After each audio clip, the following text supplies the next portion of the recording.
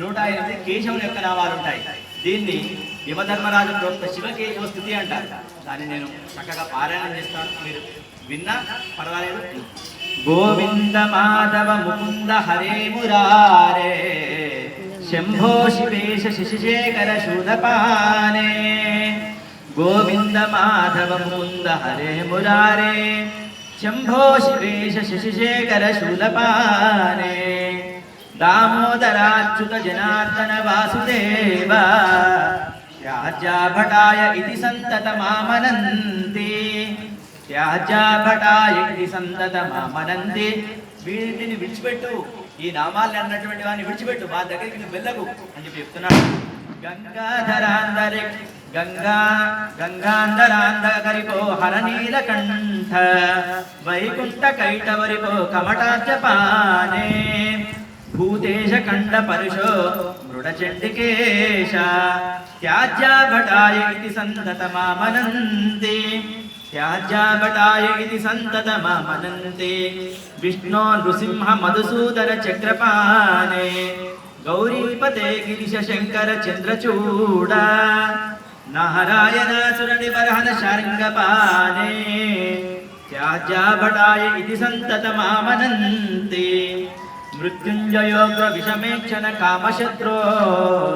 చూడండి ఎంత గొప్ప పదాన్ని వాడాడు. మృత్యుంజయోగ్ర విషమేక్షణ కామశత్రో శ్రీకాంత పీతవసన బుధనీల శౌరే.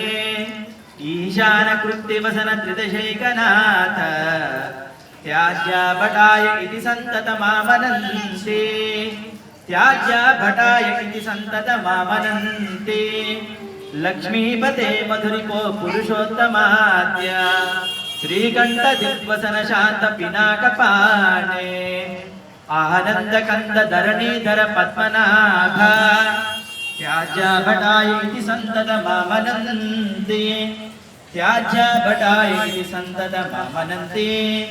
సర్వేశ్వర త్రిపురసూదన దేవదేవ బ్రహ్మణ్యదేవ గరుడధ్వజ శంఖపానే.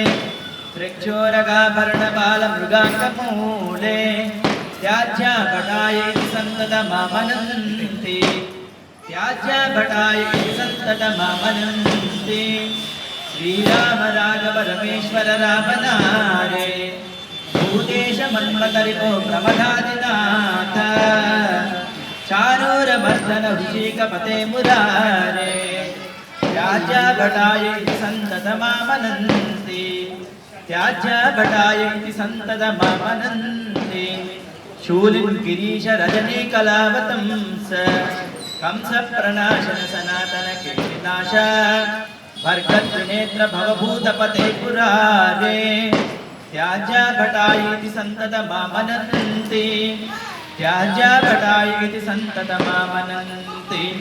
గోపీపతే యదుపతే వసుదేవ సూనో కర్పూర గౌర వృషభధ్వజ పాలనేత్ర గోవర్ధనోద్ధరణ ధర్మ ధురీర గోప.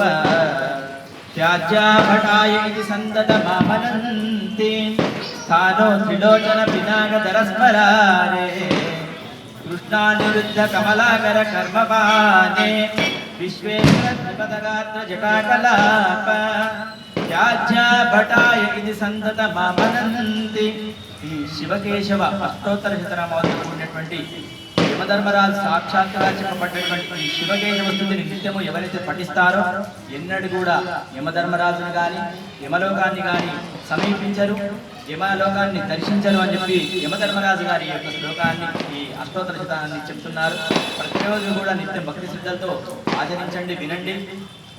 యమధర్మరాజు ప్రోక్తమైనటువంటి ఈ సర్వపాపహరమైనటువంటి స్తోత్రాలు యొక్క పునర్జన్మ ఉండదు అని పరస్పరం చెప్పడం జరిగింది. హర నమ పార్వతీపతయే హర హర మహాదేవ. మరి కాశీ ఎక్కడున్నదయ్యా అని చెప్తూ ఒక గొప్ప మాటలో శంకరాచార్యుల వారు కాశీ క్షేత్రం గురించి చెప్తున్నారు. కాశీ క్షేత్రం శరీరం, కాశీ క్షేత్రం శరీరం త్రిభువన జనని వ్యాపిని జ్ఞానగంగా. త్రిభువన జనని వ్యాపిని జ్ఞానగంగా. భక్తి శ్రద్ధా గయేయం, భక్తి శ్రద్ధా గయేయం నిజ గురుచరణ ధ్యాన యోగ ప్రయాగ. నిజ గురుచరణ ధ్యాన యోగ ప్రయాగ విశ్వేశేయం తురేయ సకల జన మనస్సాక్షి భూతోంతరాత్మ దేహి సర్వం మదీయే యది వసతి పునఃతీర్థమండత్వమస్తి. ఎవరి యొక్క శరీరం అంతా కూడా మీ శరీరాలను కాశీ చేయండి. కాశీ చేయడం లేదు, మీ శరీరమే కాశీ అని చెప్తూ గంగ ఎక్కడున్నదయ్యా మరి నా శరీరంలో ఉంటే నీ జ్ఞానమే గంగ, మీకు ఉండేటువంటి సమ్యక్ జ్ఞానమే గంగ, మీ శరీరంలో ఉండేటువంటి సమ్యక్ జ్ఞానమే గంగ అని చెప్తూ మరి గయా ఏదయ్యా పుణ్యక్షేత్రం? మీ యొక్క భక్తి శ్రద్ధలే గయా, మీ శరీరంలో ఉండేటువంటి అంతఃకరణ శుద్ధి అయినటువంటి భక్తి శ్రద్ధలే గయా అని చెప్తూ మరి ఇంకా ప్రయాగ ఎక్కడ ఉన్నదయ్యా? మీ నిజ గురువు యొక్క చరణాలే ప్రయాగ అని చెప్తున్నాడు. ఎంత గొప్ప పని చెప్తున్నాడు. ఈ మూడు శక్తులు ఉన్నాక ఇంకా వేరే చోట నీకు పనే ఉన్నదయ్యా. ఎక్కడైతే సద్గురు యొక్క చరణాలని పట్టుకున్నావో నువ్వు మోక్షం అవుతావు, మోక్షాన్ని పొందుతావు అని చెప్పి శంకరాచార్యుల వారు కాశీ పంచకంలో చెప్తున్నారు. దీన్ని జగదంబే విశ్వపాలిని మాతకి జయ. పరిపాలయంతా